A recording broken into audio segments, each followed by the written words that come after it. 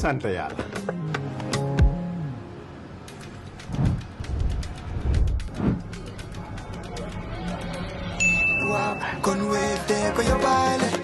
looy xaar utal Wave nga scan nga fay te nag doo ci yokku dara.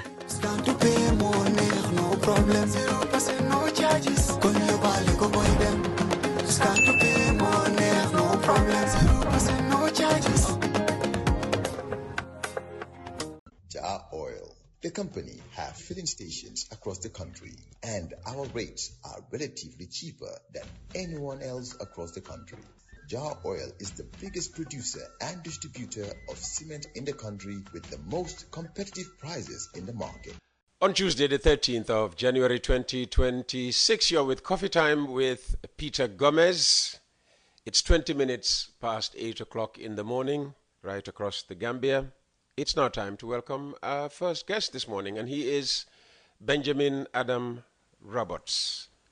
He's an economist, an entrepreneur, and a former Minister of Tourism and Culture. From steering the Gambia Tourism Board to serving in a cabinet, Roberts has been at the heart of both policy and enterprise. Now, as a co-founder of the newly formed People's Transformation Party, PTP, he's stepping back into the political spotlight. He joins us to share his vision for the Gambia's future.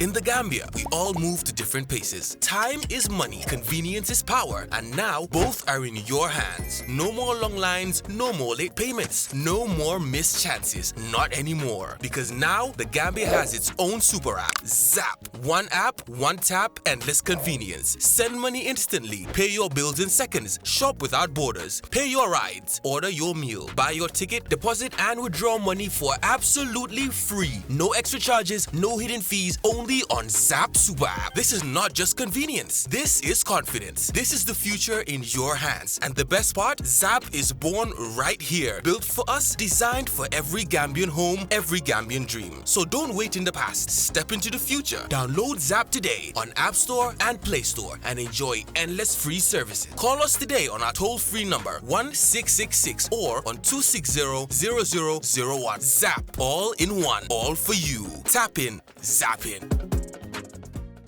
Well, PTP stands for People's Transformation Party. And the party is a party that is aspiring to sort of bridge the gap that we believe exists in the political landscape. And what gap am I referring to?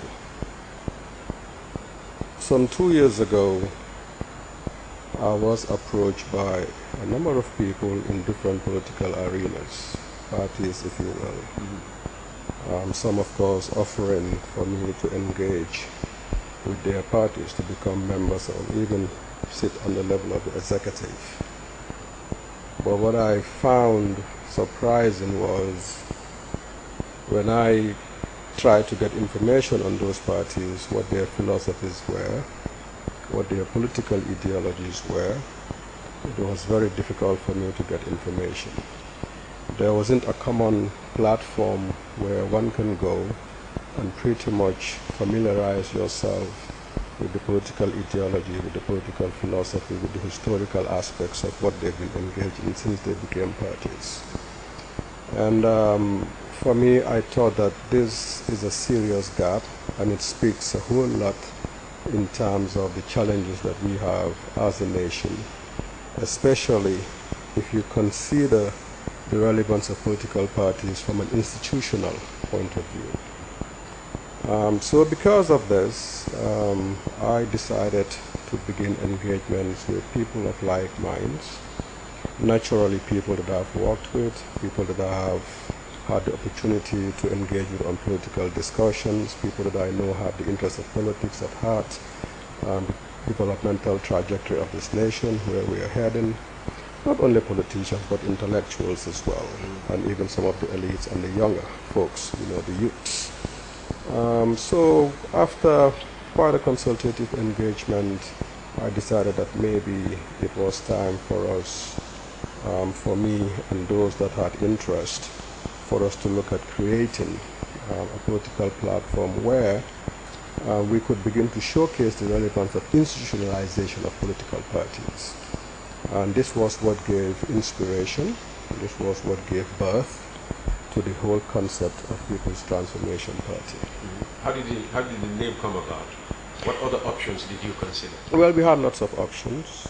Actually, you know, the person that actually came up with the name People's Transformation Party is a member of the party that is behind the scenes. You know, in politics, not everybody would showcase, would show face.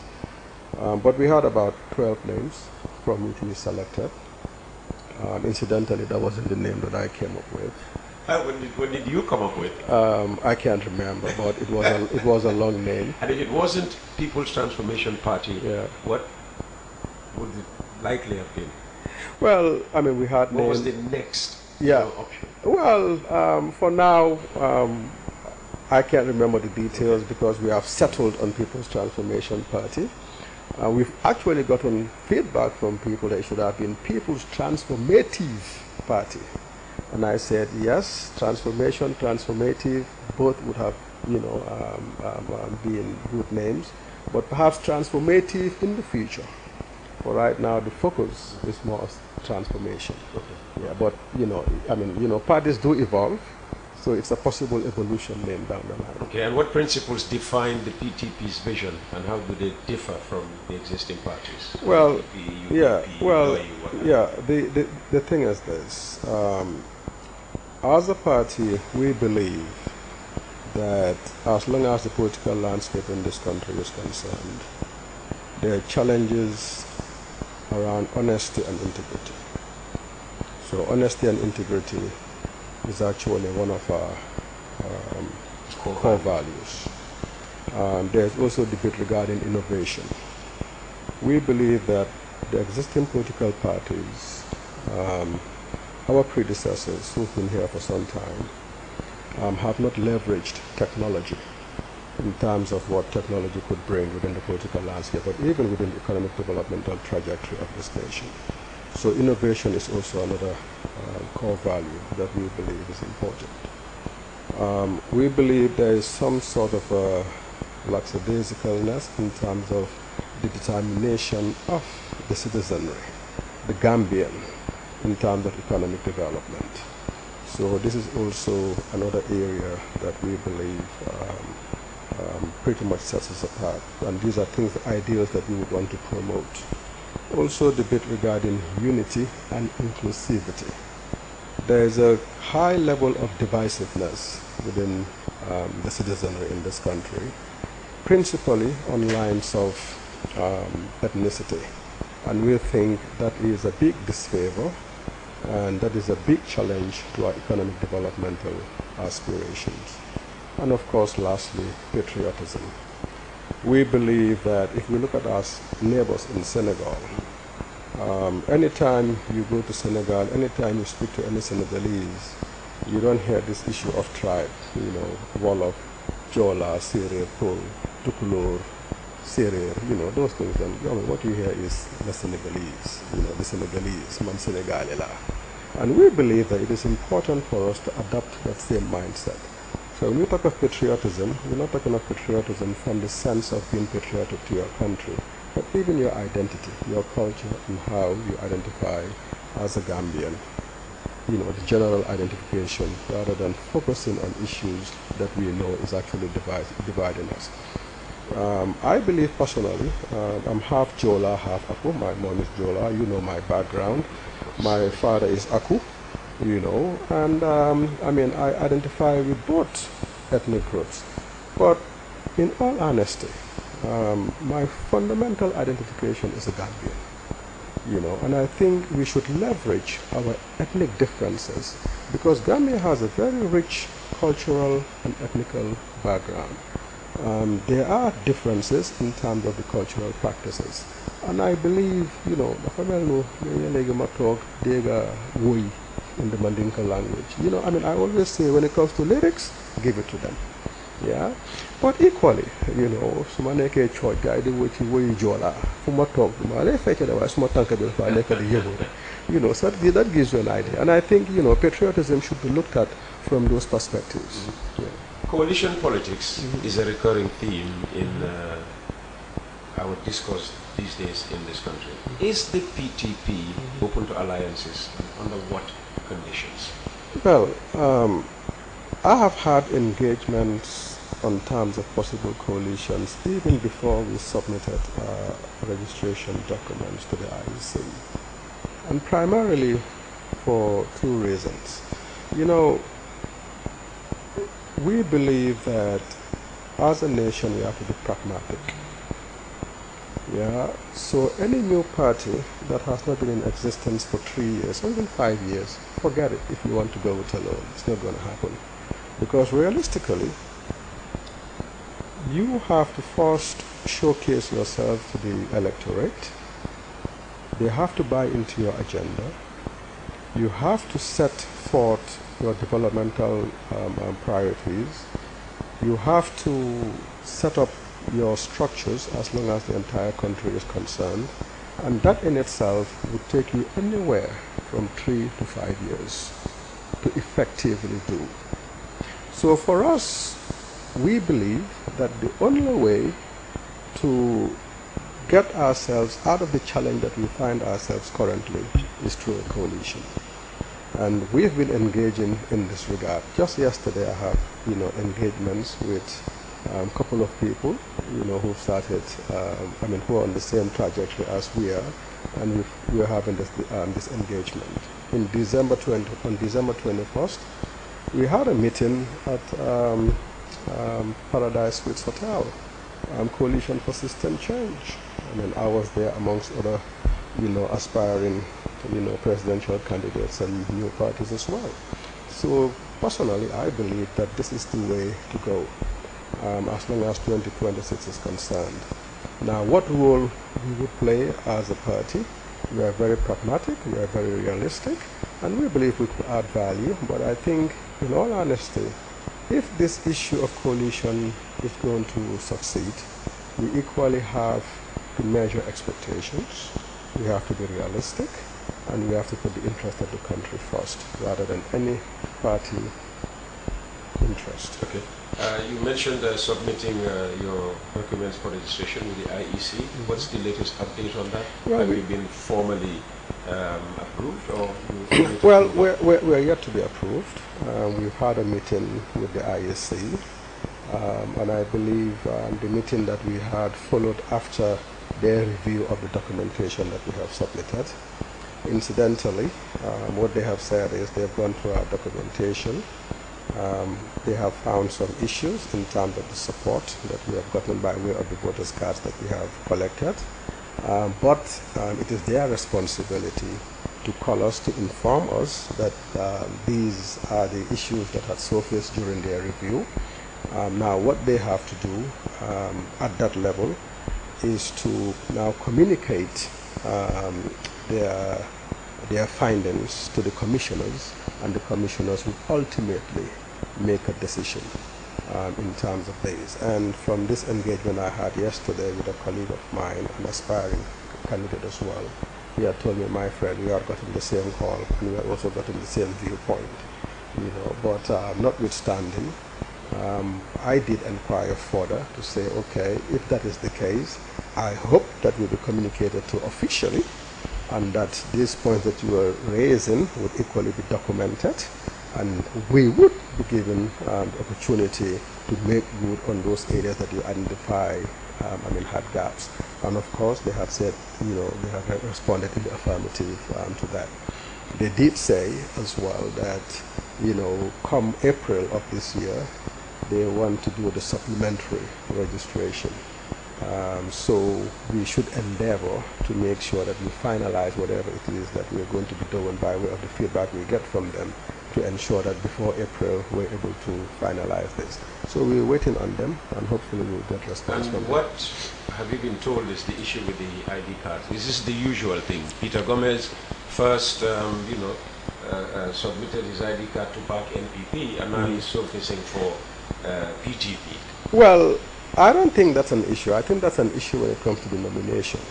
But in terms of supporting for the registration of a party, from the inquiries I've made, that is not an issue. Okay, so one person can support multiple parties? Yeah, I think that only becomes an issue when it comes to the issues of the nomination for presidential candidate. Yeah, and it makes sense. Okay. Yeah. All right. Well, it would be very interesting to know what the issue with the ID cards. No, yeah. Well, so waiting to hear from them in an official capacity. So what do you see, while you await, approval formally to run in 2026, what do you see as the most urgent governance reforms the Gambia needs now, today? Governance in terms of? The way the country is being run. Okay. You're talking of government? Yes. Well, Peter, again, if you go to the website of the People's Transformation Party, which is www.ptpgambia.org, we have pretty much outlined everything that one would need to know about the People's Transformation Party. Now, within our website and within our manifesto, and equally within our constitution and our economic development priority areas, we had made it categorically clear that there are three fundamental challenges facing this nation. The first one is leadership. The second one is governance, and the third one is national security. Yeah? I think as a nation, and drawing from my experience, having served in cabinet and other key positions within the government, leadership is a major challenge. Our understanding of leadership is flawed. Yeah? Leadership is about motivation. Leadership is about growing those that find themselves under you. Leadership is about you sitting in a particular position today, but not knowing what the future holds for you in that position, and you ensuring that you are doing what you need to do to ensure that in the event you vacate that position, somebody is able to ascend that position, that institution continues to run without any hinges. Yeah? Leadership is about motivation. It's about preparing the future. It's about succession planning. It's about looking 10, 15 years, 5, 10, 15 years down the line, and ensuring that you as a leader, your focus is on the vision of the institution. How do you move this institution from point A to point B? How do you move this nation from point A to point B? So as a leader, you should not be inundated with the day-to-day business as usual issues. There are other people to do that on your behalf. Not even at the level of the director, but at the level of the managers and senior managers. And I think leadership is a big challenge in this country. Yeah? A leader leads by example. I tell people, when I was in all the positions I've occupied in this country, in all the positions that I have served, I go to church 6:45 a.m. By 7:15, church is over. By 7:30, 7:35, I'm in my office. You know what that does? What does it do? That allows me to command moral authority within that institution that I run. If I want to stamp out lateness, I can easily stamp it out, because I would draw a reference from myself. And it has happened. When I was Minister of Tourism and Culture, you had a number of people who were coming to work late. Yeah, but I've been able to deal with that challenge primarily by drawing reference to myself and saying, I'm the head of this institution. If I'm able to be here at this time, I see no reason why you shouldn't be. The only considerations I would give is perhaps if you are a mother and perhaps nursing a child, because you have to provide allowances for those. Incidentally, there was somebody that I used to work with in the private sector. At some point, that person had to opt out and move to another institution, because I told that person that when we were in the private institution, you never came late because it's a no-no. But now you are in government, and therefore anything goes. So the other bit is, and leadership, dovetails with this issue that we're talking about, institutionalization. Because if an institution doesn't have good leadership, don't expect that institution to be an institution in the true sense of the word. And then the other issue, of course, is governance. How do you manage? How do you run? What is the culture? Yeah, and of course, national security. And when we talk of national security, I'm not talking of national security from the perspective of security in the sense of arms, be it the police, be it the military. I'm talking about issues of health security. I'm talking on the issues of food security. I'm talking on the issues of security for the younger ones in terms of education, knowing what the future holds. All of that are security issues. So we believe that these are three fundamental challenges that any meaningful political party must be ready to deal with and to address. Because if you don't have these three things right, forget national economic development. Unfortunately, we don't have all day with you. The diaspora remits hundreds of millions of dollars annually.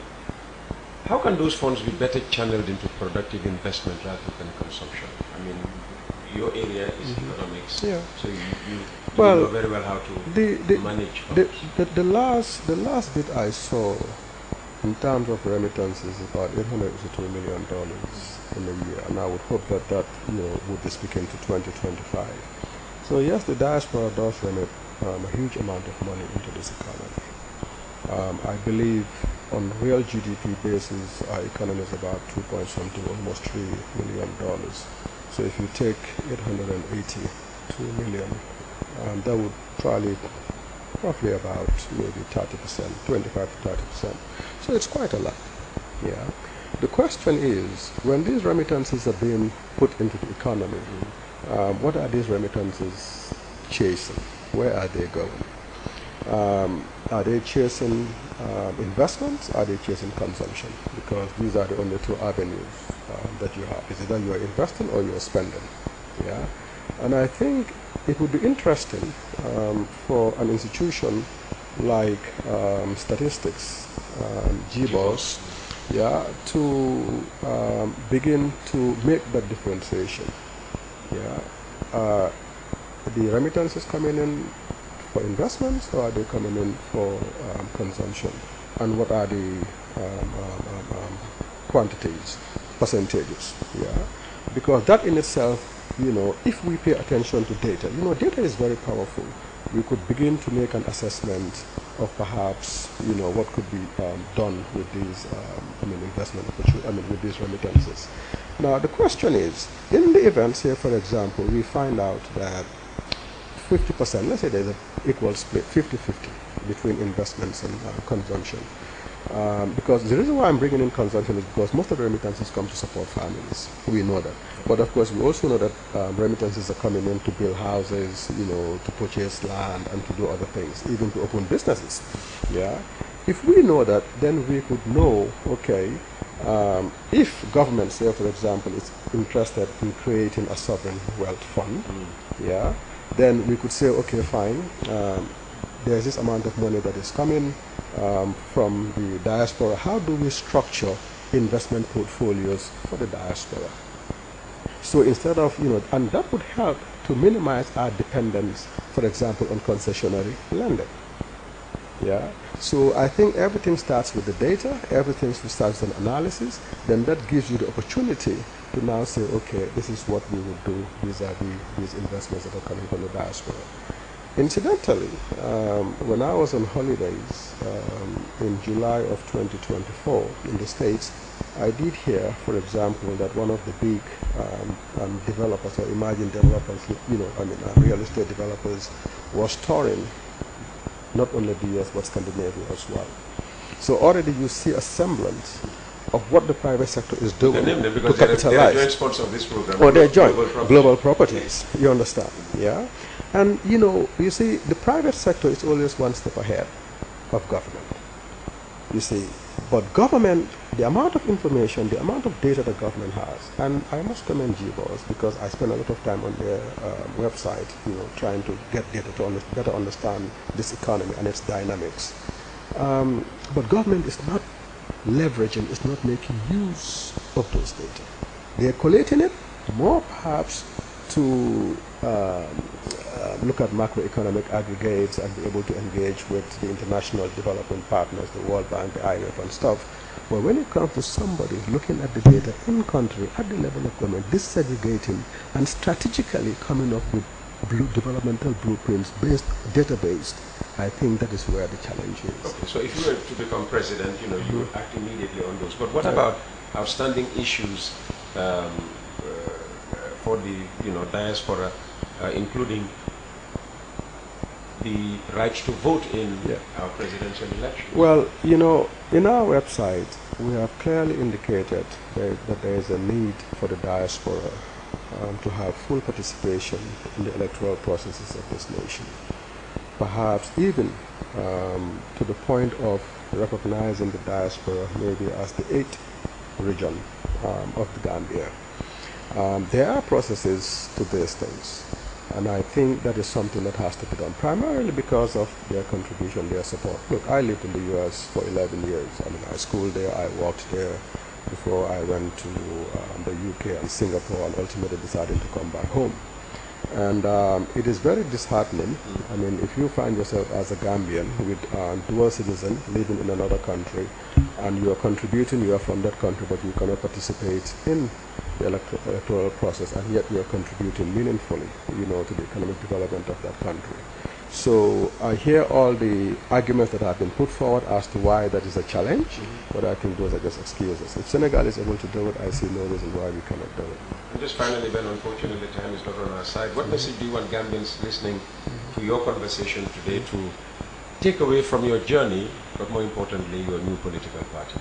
Well, Peter, I think Gambia is our country. This is where we are. This is where home is, and I believe that the time has come for us as a nation to really look into our country, our developmental aspirations, and try to change this country for the better. I have decided that this is perhaps, if this would be the last thing that I do whilst I'm still alive, so be it. And we're here to inspire a change. We're here to show people that the possibilities are out there. We're here to motivate. We're here to tell people that what obtains in any developed nation, the likes of Singapore, where I'm very conversant with, where I studied, what happened in Singapore can happen in the Gambia. The first president of this country, Sir Dawda Kairaba Jawara, wasn't dreaming when he said he wanted to make the Gambia the Singapore of West Africa. That is still possible. I studied there for 3 years. I was in Singapore. I know their economic development trajectory. I know what they have done. They were developed because of a port. It is the port of Singapore that developed Singapore, and ultimately they leapfrog into other areas. Gambia can do the same. We have a port, and this port can transform this country. We do not only have the port, we also have other resources that Singapore does not have, and yet still Singapore has made it. So what do you make of the government's decision to concession out, if you like, the port? I can just give you my overview, but we don't have much time. I think it was the wrong thing to do. It was the wrong thing to do. Benjamin, thank you very much for your time this morning. Benjamin Adam Roberts, leader of the People's Transformation Party, here with Coffee Time with Peter Gomez. We understand we are having some sound issues. We'll fix those right after this commercial break.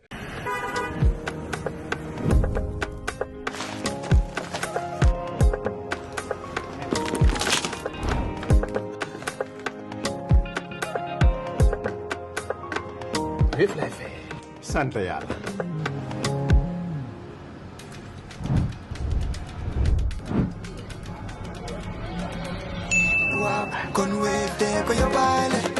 looy xaar utal Wave nga scan nga fay te nag doo ci yokku dara.